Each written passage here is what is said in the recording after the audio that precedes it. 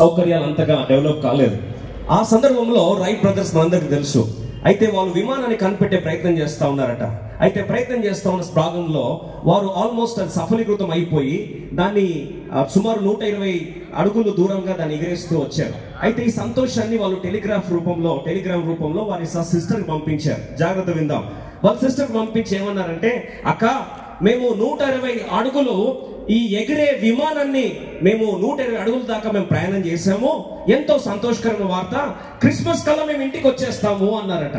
Christmas కల్లా ఇంటికి వచ్చేస్తాం అనేసరికి ఈ అక్క సంతోషం పట్టలేక, మానవ చరిత్ర మార్చబడబోతుంది, ప్రయాణము ఒక నూతన పుంకాలుగా వర్తిల్లబోతుంది, మానవ ప్రపంచ చరిత్రలో ఒక నూతనమైన ఘట్టానికి ఆవిష్కృతమవుతుందని సంతోషం పట్టజాలక ఆమె వెళ్ళి ఏం చేసిందంటే, నేరుగా వెళ్ళి దినపత్రిక ఎడిటర్ దగ్గరికి, సంపాదకుల దగ్గరికి వెళ్ళి, సార్ ఇప్పుడు టెలిగ్రామ్ అనేది మీరు చూడండి అని చెప్పి మెసేజ్ ఇచ్చింది. ఇస్తే ఆమె తీసుకొని చదువుతుంటాడు, అమ్మా కంగ్రాచులేషన్స్ అమ్మా, చాలా సంతోషం, అబ్బాయిలు ఇంటికి వచ్చేస్తున్నారంట కదా క్రిస్మస్ కల్లా, బాగా పండుగ చేసుకోండి అన్నాడట. బహుశా అర్థమైన వాళ్ళకి అర్థమైనంత. వాస్తవంగా ఆమె తీసుకొచ్చింది ఏం వార్త అండి? విమానం కనిపెట్టాము, ప్రయాణ ప్రపంచం మారిపోతుంది, మానవాళి నూతన పుంకాలు తొక్కబోతున్నారని ఆ వార్త తీసుకొస్తే ఆ మెసేజ్ అంతా పోయింది. ఏం గుర్తొచ్చిందంటే లాస్ట్కి, క్రిస్మస్ కి ఇంటికి వస్తున్నారు పిల్లలని. ఈరోజు అలా అయిపోయింది. క్రిస్మస్ లో కేక్స్ ఉన్నాయి, క్యారల్స్ ఉన్నాయి, క్రిస్మస్ తాత ఉన్నాడు, ఇలాంటి దావతులు చేసుకొని వెళ్ళిపోతుంటాం, అంతేనా?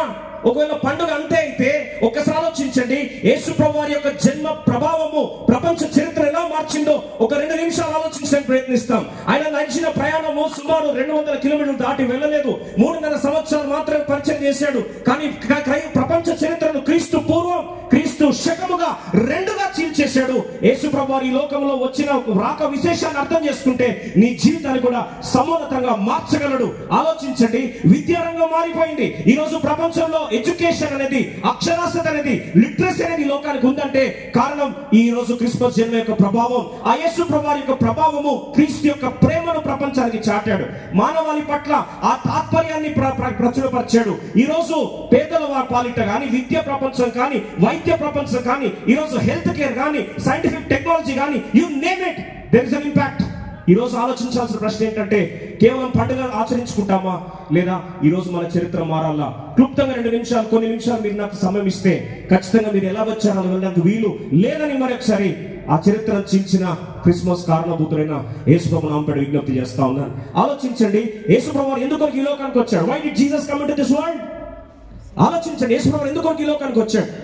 ఆలోచించినట్లయితే యేసు ప్రభు ఈ లోకానికి వచ్చినప్పుడు మొట్టమొదటిగా ప్రకటించబడిన మాట ఏం తెలుసా అండి? కన్యక గర్భవతి అయి కుమారుని కనును, ఆయనకి ఏం పేరు పెడతారట? ఇమ్మానుయేలు అని పేరు పెట్టబడను. ఆలోచించండి, ఒకవేళ మనం ఎవరైనా అఫీషియల్గా భారతదేశం రాయబారిగా వేరే దేశానికి పంపిస్తే, అమెరికాకి అంబాసిడర్గా పంపిస్తే ప్రతోడు అంటాడు ఏమని? నేను వచ్చాను. అంతెందుకు, మన కాంగ్రెస్ పార్టీలోనే అఫీషియల్ ఎవరన్నా నియామకం అవుతే హైకమాండ్ నుంచి ఏమొస్తుందండి? ముందు అనౌన్స్మెంట్ వస్తుంది, నోటిఫికేషన్ వస్తుంది.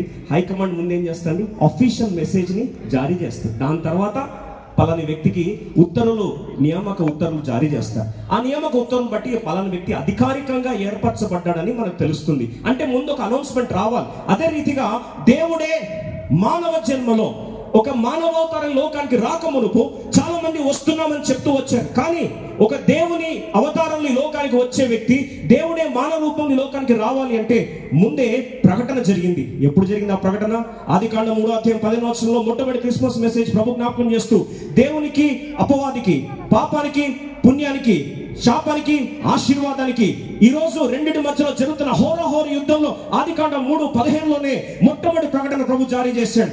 ఏ ప్రాంతంలో అయితే మానవాళి దేవుని నుంచి దూరం అయిపోయారో, ఏ ప్రాంతంలో మానవాళి సంతోషాన్ని కోల్పోయారో, ఏ ప్రాంతంలో దేవుడు మానవుని వెతుక్కుంటూ వస్తే మానవుడు అంటాడు, అయ్యా నీ స్వరం విని నేను దిగంబరినైనాను కనుక ఈ రోజు నేను భయపడతా ఉన్నాను, పాపము నన్ను దూరం చేసిందని మానవుడు ఏదైతే బాధపడుతూ దూరం అయిపోయాడో ఆ ప్రాంతంలోనే దేవుడు జారీ చేసిన ప్రకటన ఏంటంటే, ఇదిగో ఓ సాతానా, నువ్వు గమనించు, జాగ్రత్తగా గుర్తించుకో, స్త్రీ సంతానము నీ తలని ఏం చేస్తుంది? చీతకదొక్కుతుంది. ఆ కార్యం జరగబోయే మహోత్తరమైన కార్యమే ఈరోజు క్రిస్మస్ పండుగ విశేషం. అంటే పాపానికి పుణ్యానికి మధ్యలో, దేవునికి శాపానికి మధ్యలో, శాపానికి ఆశీర్వాదం మధ్యలో జరిగిన ఈ యొక్క కురుక్షేత్ర యుద్ధంలో ఈ క్రిస్మస్ చరిత్రను మార్చడానికి యేసుప్రభువు ఈ లోకానికి రాకముందు 700 సంవత్సరాల ముందు ఒక ప్రవచనం చెప్పారు, సూచన చెప్పారు, సైన్ చెప్పారు. అఫీషియల్ స్పోక్స్ పర్సన్ ఈ లోకానికి వస్తే, అఫీషియల్ గా దేవుడి రూపంలో మానవుడు ఈ లోకంలో శశేరుడుగా జన్మిస్తే ఆయనకు ఒక సూచన చెప్పారంట. ఏం సూచన తెలుసా అండి? ఇదిగో కన్యక గర్భవతి అయి కుమారుని కంటుందట. అది ఎలా సాధ్యం? కన్యక గర్భం ఎలా ధరిస్తుంది? ఇది ఎలా? How can this be possible?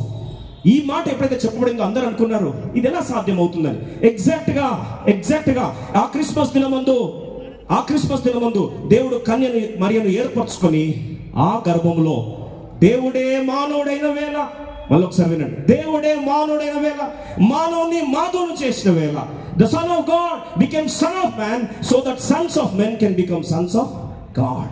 అదే క్రిస్మస్ యొక్క శుభవార్త. కన్య గర్భం ధరించిందంటే మనం అంటాం how can this be possible అని ఆలోచిస్తామా? ఈ దినాల్లో మనం చూస్తున్నాం, సరోగసి చూస్తున్నామండి. సరోగసిలో గర్భాన్ని ఏం చేస్తున్నారు? అద్దెకి తీసుకుంటున్నారు. అద్దెకి తీసుకున్నప్పుడు తల్లితో ఏం సంబంధం లేదు. ఆ యొక్క గర్భాన్ని మోస్తున్న అద్దె గర్భానికి ఏం సంబంధం లేదు. కేవలం డబ్బిస్తారు, ఆ గర్భంలో శిశువు బయట జన్మిస్తారు. అదే రీతిగా దేవుడు కన్య గర్భమును ఏర్పరచుకొని ఈ లోకానికి వచ్చి జన్మించినప్పుడు చెప్పడం మాట ఏం తెలుసా అండి? ఇమ్మానుయేలు అనగా దేవుడు మనకు తోడు. ఈ రాత్రి ఆలోచిస్తాం.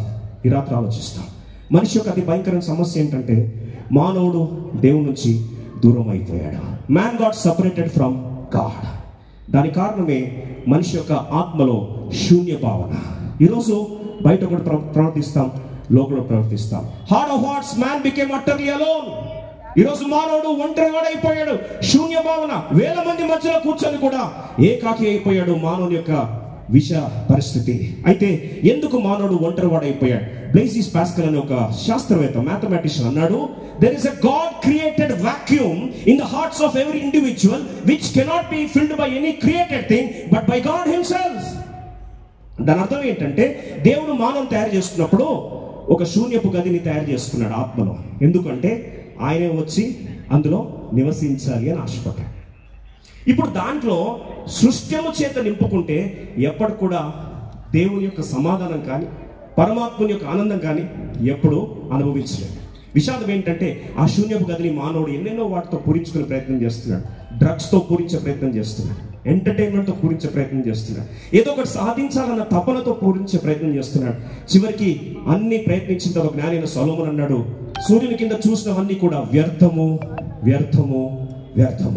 ఈ రాత్రి ఆలోచిస్తాం, మనిషి పుడుతున్నాడు, ఏదో సాధించాలని చూస్తున్నాడు, చివరికి ఎటు వెళ్తుంది మానవ ప్రపంచం? కొన్ని నిమిషాలు ఆలోచించే ప్రయత్నిస్తాం. Man has become utterly alone. ఎంతో భయంకరమైన ఒంటరితనం, శూన్య భావన మానవుని కలిచివేస్తున్న కారణాన్ని బట్టి మానవుడు దేవుని కలుసుకోవాలని ప్రయత్నిస్తున్నాడు. దేవుడు కూడా మానవుని కలుసుకోవాలని ప్రయత్నిస్తున్నాడు. విషాదం ఏంటంటే మానవుని దేవుని దూరం చేసింది అది భయంకరమైన అగాధం. ఆలోచించండి, అనంతునికి పరిమితి గల మానవునికి మధ్యలో ఏ పాపం అయితే దూరం చేసిందో ఆ పాపము ఆలోచించినట్లయితే the distance between finite and infinite is always infinite. అనంతునికి పరిమితి గల మానవుని మధ్యలో గ్యాప్ ఎప్పుడు ఇన్ఫైనైట్. ఈ ఇన్ఫైనైట్ గ్యాప్ని పూరించాలంటే అనంతుడే మానవుని ఆకారంలో లోకానికి రావాలి. ఆ రాక విశేషమే క్రిస్మస్ జన్మ. దేవుడే, అనంతుడైన దేవుడు మానవుని లోకానికి శరీరుడిగా వచ్చాడు. ఈ రాత్రికాల సమయంలో విషాదం ఏంటంటే దేవుడు ఎందుకు ఈ లోకానికి వచ్చాడంటే యేసు అనగా తన ప్రజలను వారి పాపం నుండి ఆయనే రక్షించును గనుక ఆయనకు యేసు అని పేరు. యేసు అనగా రక్షకుడు. మనిషికి ఏం కావాలి? ఒకవేళ మనిషికి నీళ్ళలో మునిగిపోతున్న వాడికి వెళ్ళి మంచి బిర్యానీ పెడతాను, Hyderabad is famous for biryani కాబట్టి మీకు బిర్యానీ పెడతానంటే వాడు ఒప్పుకుంటాడండి? మునిగిపోతున్నవాడికి ఏం కావాలి? రక్షకుడు కావాలి. ఈరోజు పాపం అనే ఊబిలో మునిగిపోతున్న మానవునికి ఎవరు కావాలి అంటే రక్షకుడు కావాలి. దేని నుంచి రక్షించాలి? పాపం నుంచి రక్షించాలి. నిజంగా పాపం స్వభావం మనకు ఉందా అంటే ఒక కవి అన్నాడు, నాకు తెలుసు నేను వేరు, నీకు తెలుసు నేను వేరు అన్నాడు. ఆలోచించండి, నాలుగు గోడల మధ్యలో అందరం ఒక రకంగా ఉంటాం, అందరి మధ్యలో ఇంకొక రకంగా ఉంటాం. ఈరోజు మనిషి జన్మతః పాపి కాబట్టి కర్మపాపం చేస్తాడు. ఈ పాపముకి పరిష్కారం రావాలంటే పరిష్కారం ఎక్కడి నుంచి వస్తుంది? ఆలోచించండి, పరిష్కారం ఎలా వస్తుంది? చేతికి మురికైతే నీళ్ళతో కడుక్కుంటా. కోవిడ్ టైంలో ఇన్ఫెక్షన్ రాకుండా చేతికి ఏం వాడామండి? శానిటైజర్లు వాడాము. అలాగే బ్యాక్టీరియల్ ఇన్ఫెక్షన్ వస్తే యాంటీబయాటిక్స్ వాడతాం. మరి పాపానికి విరుగుడు ఏంటి? పాపానికి విరుగుడు ఏంటో ఈ రాత్రి ఒక్క నిమిషం మీద ఆలోచిస్తే జీవితం ధన్యమైనట్లే. పాపానికి విరుగుడు ఏంటి అంటే రక్తం చిందించకుండా పాప క్షమాపణ కలుగదు. మరి ఎవరి రక్తం చిందించబడాలి? గొర్రెల రక్తమా, కోడెల రక్తమా, జంతువుల రక్తమా? ఆలోచించండి. మనకు అనిమిక్ అయిపోయి బ్లడ్ లాస్ అయితే జంతు రక్తం ఎక్కిస్తే బతుకుతామా? బతకం కదా. మనలో కూడా మళ్ళీ ఏముండాలి? RH పాజిటివ్ కరెక్ట్గా ఉండాలి. ఎవరైనా రక్తం పోతా ఉంటే వచ్చి నాకు చాలా రక్తం దానం చేస్తాను కానీ నేను HIV పాజిటివ్ అంటే ఒప్పుకుంటావా? HIV పాజిటివ్ రక్తం తీసుకుంటామండి? తీసుకోలేం కదా. కాబట్టి రక్తం ఏమై ఉండాలంటే పుణ్య రక్తమై ఉండాలి. అయితే స్త్రీ పురుషుల కలయికతో జన్మిస్తే ఆ వ్యక్తి కూడా జన్మతః పాపము సంతరిస్తుంది. కాబట్టి స్త్రీ పురుషుల కలయికతో జన్మించకుండా కన్య గర్భంలో జన్మించి దేవుడే మానవుడై వస్తే ఆయన కార్చే రక్తం ఏమవుతుందంటే ప్రతి పాపముల కడిగి ఏం చేస్తుంది? పవిత్రులుగా చేస్తా. అందుకొరకే యేసుప్రభువు జన్మించినప్పుడు ఏమన్నారు తెలుసా? రక్షకుడు తన ప్రజలను వారి పాపములను ఏం చేస్తాడు? రక్షిస్తాడు. ఈ రాత్రి మనిషికి కావాల్సింది ఏంటంటే పాప క్షమాపణ. పాప క్షమాపణ కావాలి అంటే అందుకొరకు ఆలోచించండి. కోవిడ్ టైంలో పాండమిక్ వచ్చేసి అందరూ చనిపోతా వచ్చారు. ఎంత భయంకరమైన విపత్తుగా పరిస్థితులు మనం దాటి వచ్చాం, మనందరికీ తెలుసు. ఆ పాండమిక్ కాస్త ఇప్పుడు ఏమైందంటే ఎండమిక్ అయిపోయింది. ఎలా ఎండమిక్ అయిపోయింది? మధ్యలో ఏమొచ్చింది? వ్యాక్సినేషన్ వచ్చింది. వ్యాక్సిన్ వేసుకునేసరికి బాడీ ఏముందండి? అది వచ్చినా కానీ ఇన్ఫెక్షన్ వచ్చినా కానీ బాడీని ఏం కూడా అది చంపలేకపోయింది. అందుకొరకే పాపానికి వ్యాక్సిన్ ఏది? పాపానికి వ్యాక్సిన్ ఏది అంటే పుణ్యుడైన రక్తము కార్చిన యేసయ్య రక్తం. అందుకొరకే యేసుప్రభువు జన్మించినప్పుడు ఏమన్నా తెలుసా అండి? జ్ఞానులు వచ్చి తూర్పు దేశం జ్ఞానులు వచ్చి ఏమన్నారు తెలుసా? తూర్పు దేశంలో భారతదేశం కూడా తూర్పు దేశం. జ్ఞానులు వచ్చి ఏమన్నా తెలుసా? ఆయన బంగారు సాంబ్రాన్ని బోలం అర్పించారు. బోలం దేనికి వాడతారంటే చనిపోయినప్పుడు బాడీని ఎంబామింగ్ చేయడానికి వాడతారు. అంటే ఎంబామింగ్ అంటే బాడీ నిలువ ఉండడానికి కొరకు. అంటే యేసుప్రభువు జన్మించినప్పుడు శరీరం ఎంబామింగ్ చేసే గిఫ్ట్ని తీసుకొచ్చి ఇచ్చారు. అదే మనం పుట్టినప్పుడు ఎవరైనా వచ్చి కాఫిన్ బాక్స్ ఇస్తే, ఎవరైనా కాఫిన్ బాక్స్ ఒక సింబల్ తీసుకొచ్చి మనం గిఫ్ట్ ఇస్తే ఊరుకుంటామంటే చెంపలు వాయగొడతాం. అదే యేసుప్రభువు దాన్ని ఎలా భావించారు తెలుసా? ఆరాధనగా భావించారు. అంటే యేసుప్రభువు వచ్చిందే కలువరిశిలువలో మరణించడానికి. అందుకొరకే క్రిస్మస్, కలువరి శిలువ ఈ రెండింటిని నువ్వు విడదీయలేవు. You cannot separate these two. యేసుప్రభువు వారి కన్య గర్భము, కన్య జననం, కలువరి శిలువ మరణం, తెరవబడిన సమాధి, ఈ మూడింటిని కూడా ఒక్కసారి ఆలోచిస్తే క్రీస్తు ప్రభువు ఈ లోకానికి ఎందుకు వచ్చాడో ఈరోజు ఈ రాత్రి జీవిత పరమార్థం ధన్యమవ్వాల్సిందే. అందుకొరకే యేసుప్రభువు కలువరిశిలువకి వెళ్ళాడు, ఇష్టపూర్వకంగా రక్తం అంతటి కార్చాడు. అని అన్నాడు, నా ప్రాణం పెట్టడానికి నాకు అధికారం ఉంది, ప్రాణం తీసుకోవడానికి నాకు అధికారం ఉందని కలువరిశిలువ రక్తం అంతటి కార్చి మొదటి మాట ఏమో తెలుసా? తండ్రి వీరేమి చేయుచున్నారో వీరు ఎరుగరు కనుక వీరిని క్షమించు. పాప క్షమాపణ మొదటి కేక. ఆఖరి మాట ఏమో తెలుసా? It is finished. సమాప్తం అయిపోయింది. ఏ ఉద్దేశం ఈ లోకానికి వచ్చానో ఆ ఉద్దేశం నెరవేరింది. మానవుని యొక్క కారణ జన్మ పాప పరిహారం కొరకు వచ్చాను ఈ లోకానికి, అది సఫలీకృతం చేశాను. ఈ రోజు పాపమునకు విముక్తి రక్తాన్ని చిందించాను. ఈ రోజు మానవాళి యొక్క శిక్షణ అంతటి క్రయధనం చెల్లించాను. I have paid all the punishment. ఇక మానవుడు శిక్షింపబడడానికి వీలు లేదు. ఈ మానవుడు పాపంలో రోధించడానికి వీలు లేదు. ఈ మానవాళికి పాప క్షమాపణ పొందుకున్నాడని కలర్స్ ఇట్ ఇస్ ఫినిష్డ్ అని గమనించిన దేవుడు, ప్రకటించిన దేవుడు, ఓ మరణమా నీ ఊళ్ళెక్కడ, ఓ సమాధి నీ విజయం ఎక్కడ అని పొలికేక వేసి మృత్యుంజయుడే తిరిగి లేచాడు. ఈరోజు యేసుప్రభువు ఆహ్వానిస్తా ఉన్నాడు, ప్రయాసపడి భారం వచ్చిన సమస్త జనులారా నా యొద్దకు రండి, నేను మీకేమిస్తాను? విశ్రాంతినిస్తాను. ఈ రాత్రి మృత్యుంజయుడిని యేసుప్రభువు చరిత్రనిగా చీల్చిన దేవుడు ఈ రాత్రి ఆహ్వానిస్తా ఉన్నాడు. ఆయన హృదయంలో చేర్చుకోవడానికి ఇష్టం ఉందా? ఈరోజు హృదయంలో చేర్చుకోవడానికి ఇష్టం ఉన్నట్లయితే యేసుప్రభువు హృదయంలో జన్మిస్తే అదే నిజమైన క్రిస్మస్, అదే హృదయ చరిత్రను మార్చేస్తుంది, మానవాళి యొక్క చరిత్రను మార్చేస్తుంది. ఈరోజు ముగించే ముందు అడుగుతున్నా, ఎన్ని క్రిస్మస్ పండుగలు వచ్చినా సరే యేసుప్రభువు నీ ఆత్మలో జన్మించకపోతే, నీ ఆత్మ పరమాత్మ రెండు కూడా కలుసుకోకపోతే ఎన్ని పండుగలు చేసుకున్నా వ్యర్థమే. ఈ రాత్రి క్రిస్మస్ ఉద్దేశం ఏంటంటే యేసుప్రభువు నీ హృదయంలో ఏం కావాలి? జన్మించాలి.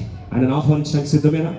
చాలాసార్లు మనం అనుకుంటాం జీవితం శాశ్వతమని. ఇలాగో యవనస్తుడు అనుకున్నాడు ప్రపంచ జగజ్జేత కావాలని, రాజకీయాలను సమ్మోన్నతంగా మార్చాలని ఆశపడ్డాడు. బయలుదేరాడు, యూరోప్ అంతా గెలిచాడు, ఆసియాఖండం కూడా గెలవడానికి ఇష్టపడ్డాడు, ఆసియాఖండం గెలిచేశాడు. భారతదేశం సగభాగంలోకి వచ్చేసాడు. ఇంకా సగభాగం గెలిస్తే ఆయన ఆయన చిరకాల కళ నెరవేరింది. ఏంటి కళ తెలుసా అండి? ప్రపంచ జగజ్జేత అవ్వాలి, వరల్డ్ కాంకరర్ అవ్వాలని.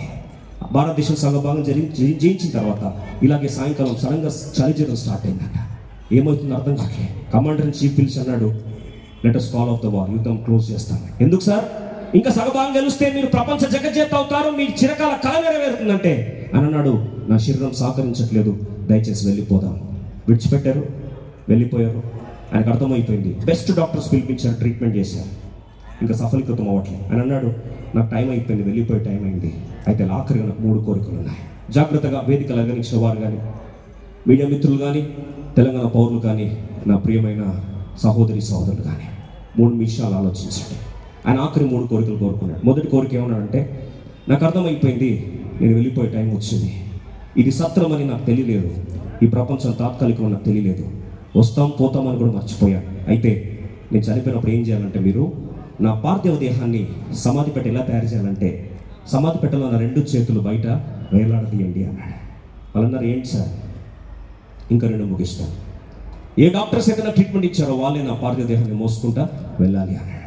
మూడోది, ఏ డబ్బు, ఏ ఆస్తి, ఏ బంగారం అయితే నాకుంటే చాలా నాశపడ్డాను, దేని చుట్టైతే పిచ్చి కుక్కలా తిరిగాను, ఈరోజు అది కూడా నా ఆఖరి భూస్థాపన కార్యక్రమంలో పార్థివ దేహాన్ని మోసుకొని పోతున్నప్పుడు దారిలో చల్లుకుంటూ వెళ్ళండి అంతిమ యాత్రలో అన్నాడు.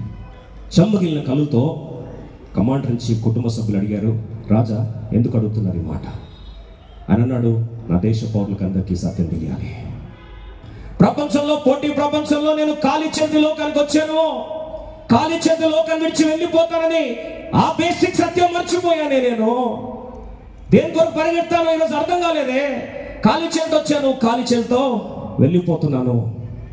ఆత్మకు పరమాత్మ మధ్యలో జరిగే యుద్ధంలో, ఈ తాత్కాలిక ప్రపంచము ఆత్మీయ నిత్య ప్రపంచం మధ్యలో జరిగే యుద్ధంలో నేను ఓడిపోయానే అని మొదటి మాట ప్రకటించాడు.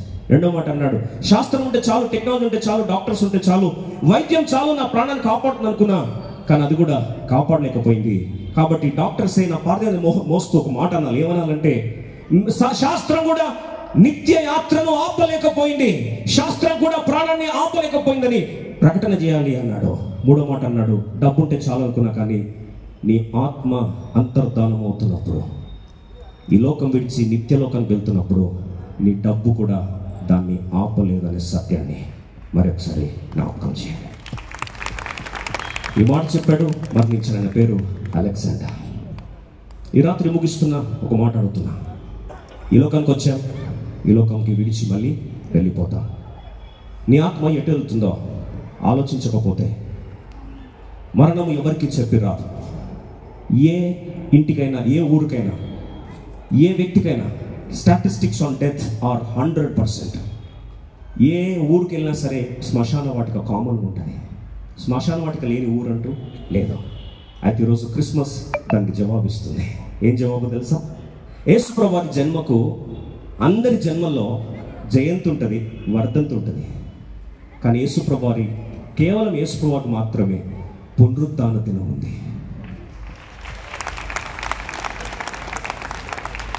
యేసుప్రభు వారి జీవితం ఈరోజు ప్రపంచాన్ని మార్చడానికి ఒకటే కారణం.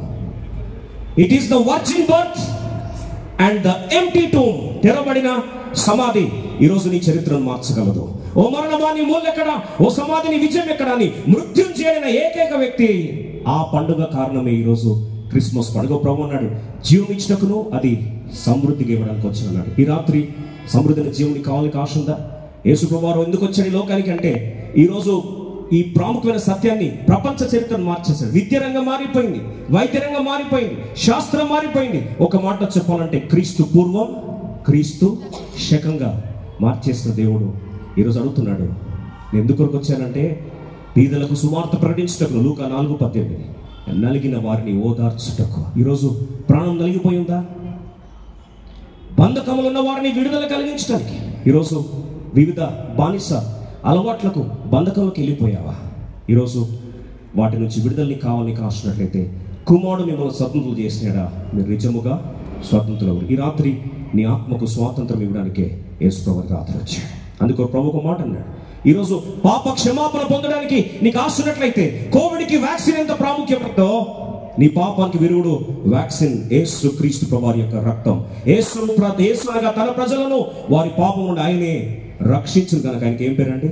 యేసు. ఈ రాత్రి రక్షకుని చేర్చుకున్నట్లయితే ఈయన మతం మార్చడానికి రాలేదు. యేసు ప్రభు ఎప్పుడు కూడా మతం అనే పదము ఆయన పరిచయం ముగించేదాకా కానీ జీవితంలో కానీ ఎప్పుడు మాడలేదు. ఏమన్నాడు తెలుసా అండి? I am the way, the truth and the life అన్నాడు. కానీ నేను మతాన్ని స్థాపించడానికి వచ్చానని ఎప్పుడు కూడా చెప్పలేదు. నేనే మార్గం, నేనే సత్యం, నేనే జీవమని ఆహ్వానిస్తున్నాడు.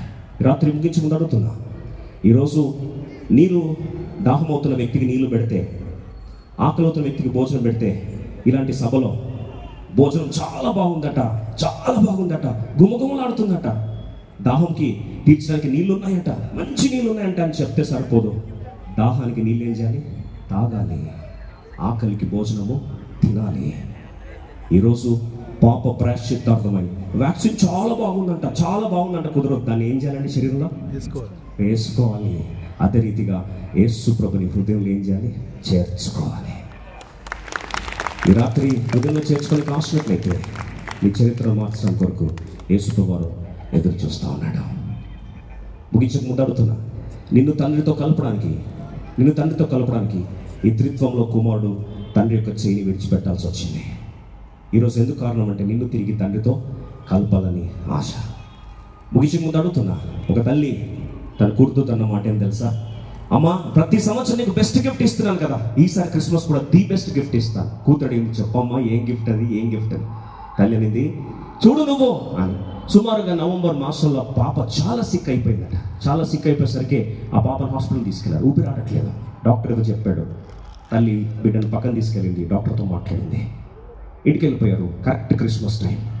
పాపను బిడ్డను తీసుకొని హాస్పిటల్కి వెళ్ళేసరికి ఇన్ఫార్మ్ కన్సల్ట్ వాళ్ళు సంతకం పెట్టారు. ఆ పాప లోపల తీసుకెళ్లారు. ఆ పాప అంటుంది, మమ్మీ బెస్ట్ గిఫ్ట్ ఇస్తానన్నా హాస్పిటల్ తీసుకుపోతున్నావు ఏంటమ్మా? వెంటనే అనింది, అవును బిడ్డ, ఖచ్చితంగా నీకు బెస్ట్ గిఫ్ట్ ఇస్తా, చరిత్రలో మిగిలిపోయే గిఫ్ట్ ఉంటుంది ఈ క్రిస్మస్కి. ఏంటా గిఫ్ట్ అమ్మా? నువ్వు చూడు తల్లి. లోపల తీసుకెళ్లారు, సర్జరీ చేశారు. ఇప్పుడు ఆ పాపకు హార్ట్ ప్రాబ్లం ఏదైతే కంజెస్టివ్ ఫెయిల్యూర్ ఉందో దానంతకి రీప్లేస్ చేసి మంచి హార్ట్ ట్రాన్స్ప్లాంట్ చేసి సక్సెస్ఫుల్ సర్జరీ అయింది. పాప ఆరోగ్యవంతంగా కళ్ళు తెరిచింది. పాప నోరు తెరిచి అడుగుతుంది, డాక్టర్స్ మా మమ్మీని నాకు బెస్ట్ గిఫ్ట్ ఇస్తాననింది, మా తల్లేది. వాళ్ళు అన్నారు, నీ తల్లి నీకు లెటర్ రాస్తున్నాం, ఒక్కసారి చదువుకో. లెటర్ తీసుకున్నా, చదవడం ఆరంభించి, దయచేసి ఒక్క మాట వినండి.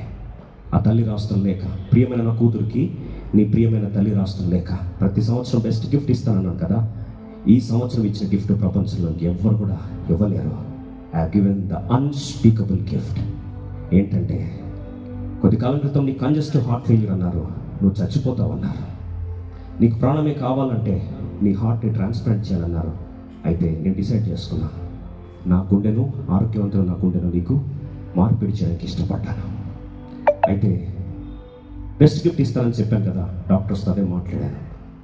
నీకు సర్జరీ చేశారు, నీ పాడైపోయిన రోగయుక్తమైన నీ యొక్క గుండెకు బదులుగా నా ఆరోగ్యవంతమైన గుండెను పెట్టారు. ఆ ప్రాసెస్లో నేను కన్ను మూయక తప్పలేదు. ఈరోజు నువ్వు శ్వాస పీల్చుకుంటున్నావు.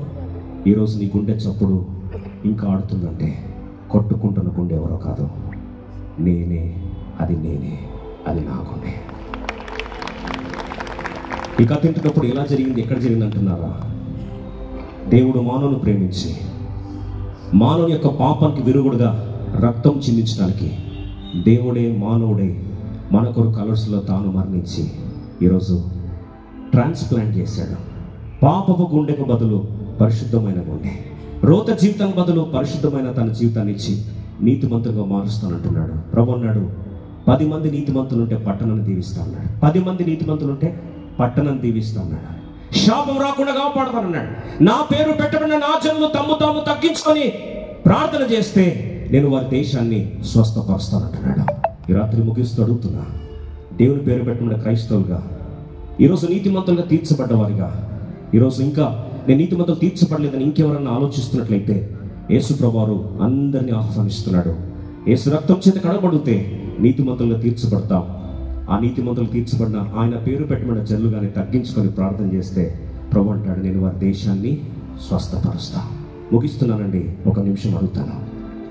కార్యకర్తలందరూ ఉన్నారు, కాంగ్రెస్ పార్టీ తెలంగాణ కార్యకర్తలు, ప్రముఖులు, అధికారులు అందరి మధ్యలో ఈరోజు అడుగుతున్నా, మన నీతిమంతులుగా అయితే పార్టీ బాగుపడుతుంది.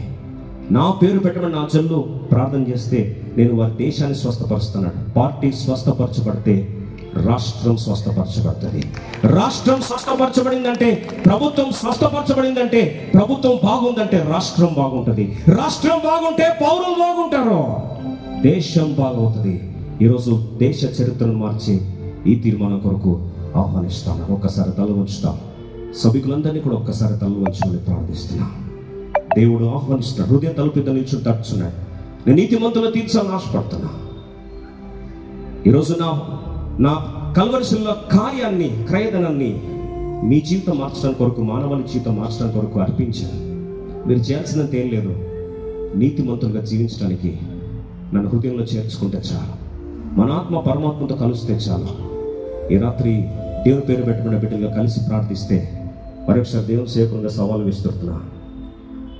మన ప్రతి కాంగ్రెస్ అధికారులు కానీ, కాంగ్రెస్ ప్రతి ఎమ్మెల్యే కానీ, క్యాబినెట్ వర్యులు కానీ, మన గౌరవ ముఖ్యమంత్రి వర్యులు కానీ, లేదా మన కాంగ్రెస్ ప్రభుత్వం కానీ, మనము కానీ దీవించబడితే, మనం బాగవుతే రాష్ట్రం బాగవుతుంది.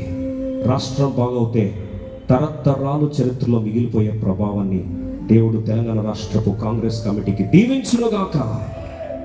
ఈ రాత్రి అడుగుతున్న ఒక చిన్న మాట హృదయంలో ప్రభుత్వం చేసుకున్న ఆశుదా. మనందరం ఒక్కసారి లేచి నిలబడదాం. ఒక్కసారి లేచి నిలబడదాం. దేవుని పేరు పెట్టిన బిడ్డలందరం కలిసి ఒక్కసారి మన రాష్ట్రం కొరకు ప్రార్థన చేస్తాం. Shall we all pray for our nation? Shall we all pray for our state? మన రాష్ట్రం కొరకు వేదిక అలంకరించిన గౌరవనీయులందరూ ఉన్నారు. వారందరి కొరకు మనం ప్రార్థిస్తాం. ఒకసారి మీరందరూ చేతులు పైకెత్తండి.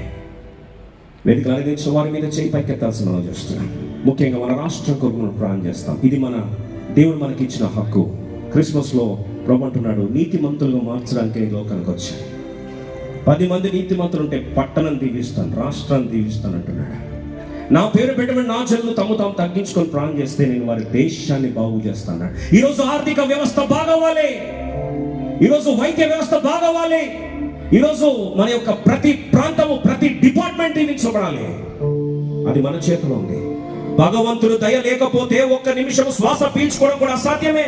ఈరోజు మన కంట ఊపిరంతే భగవంతుని భిక్ష. ఆయన రండి, నరులారా రండి అని పిలిస్తే ఎవరైనా విడిచిపెట్టి వెళ్ళిపోవాల్సిందే.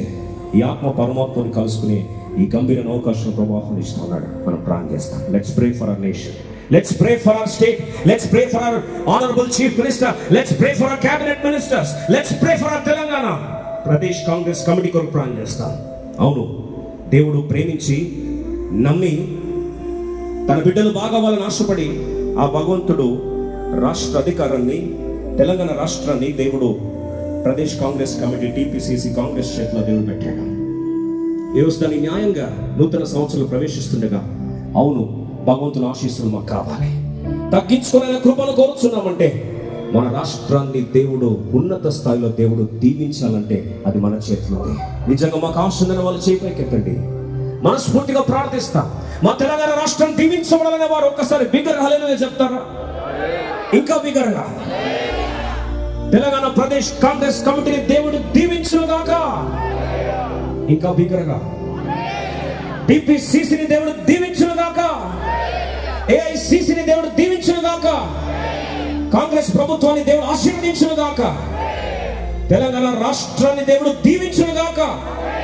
ప్రతి ప్రాంగణంలో క్రీస్తు యొక్క ఆశీర్వాదపు ప్రభావము ముద్రించబడుగాక. ప్రతి బంధకం ఉన్న వారు విడుదల పొందుదురుగాక. డ్రగ్స్ నుండి తెలంగాణ రాష్ట్రంలో విముక్తి కలుగునుగాక. నీతిమంతుల స్వాస్థ్యంగా దేవుడు తెలంగాణ దీవించునుగాక. అందరం చేతుల పైకెత్తి ప్రార్థన చేస్తాం. ప్రేమగల పరలోకపు తండ్రి, సకల ఆశీర్వచనం మించిన ఘనమైన నీ నామం పేరట క్రిస్మస్ పండుగను ఆచరిస్తూ గాంధీ భవన్ లో తెలంగాణ ప్రదేశ్ కాంగ్రెస్ కమిటీ ఆధ్వర్యంలో ఈ కుడికను మీరు దీవించినందుకు వందనాలు ప్రభు.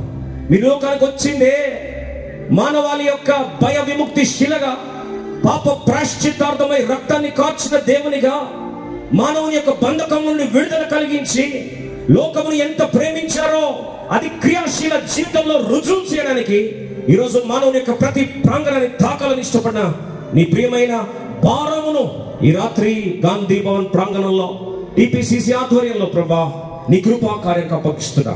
ఆహారం నీటి మీద చలము, అది నిర్ణయం నా యొద్దకు రాదన్నా. వాక్యం విడుదలైన వాక్యము తిరిగి ఖాళీగా నా యొద్దకు రాదని సెలవిచ్చిన దేవా, ఈ రాత్రి మరొకసారి తెలంగాణ రాష్ట్రము నీ ఆశీర్వాదం చేత సుభిక్షంగా దీవించబడును గాక. మరొకసారి నీ యొక్క ప్రభావము మా యొక్క ప్రభుత్వం మీద కానీ, లేదా మా రాష్ట్రం మీద కానీ, మా ఆర్థిక వ్యవస్థ మీద కానీ, మా విద్యా వ్యవస్థ మీద కానీ, వైద్య వ్యవస్థ మీద కానీ, రైతు వ్యవస్థ మీద కానీ నీ ఆశీర్వాదము చల్లని చూపు దీవించబడును గాక. తండ్రి, నీ యొక్క ఆశీర్వాదము ప్రతి గుండెను సమృద్ధిగా వికసింపజేయును గాక. తండ్రి, రాత్రి కలశంలో తెలంగాణ ప్రదేశ్ కాంగ్రెస్ కమిటీ ఆధ్వర్యంలో ఏర్పాటు చేసిన కూడికంతటి నీ కృపాస్థలకు అప్పగిస్తాం. లైవ్ లో వీక్షిస్తున్న ప్రియులు, టీవీ ఛానల్స్ వీక్షిస్తున్న ప్రియులు, ముఖ్యంగా మా తెలంగాణ పౌరులకు ప్రార్థిస్తున్నాం. నిజమైన సమాధి, నిజమైన తెరవబడిన సమాధి యొక్క ప్రభావము ఎంత గొప్పదో, మృత్యుంజయుడైన యేసు ప్రభువు వారి యొక్క ప్రభావం ఎంత గొప్పదో ప్రతి ప్రాంతంలో జీవము ముద్రించబడును గాక. సమృద్ధి అయిన జీవము వెలసిల్లును గాక. సమాధానము నెలకొనును గాక. మా రాష్ట్రం సుభిక్షంగా సమాధానయుక్తంగా ముద్రించబడును గాక. తండ్రి, నిజమైన క్రిస్మస్ సమాధానం ఇదిగో ప్రజలందరూ కలగో మహా సంతోషకరమైన సువర్తమానం అన్నావు. నిజముగా ప్రతి కుటుంబంలో మహా సంతోషము రగులుకొనును గాక. క్రీస్తు హిత వత్సరముగా శాంతి సమాధానాలు ప్రతి కుటుంబాన్ని ఏలును గాక. ఇట్లు నీ కృపా కార్యానికి అప్పగిస్తాం తండ్రి. ముఖ్యంగా మా గౌరవ ముఖ్యమంత్రి వర్యులు, క్యాబినెట్ మినిస్టర్స్ కొరకు ప్రార్థిస్తున్నాం.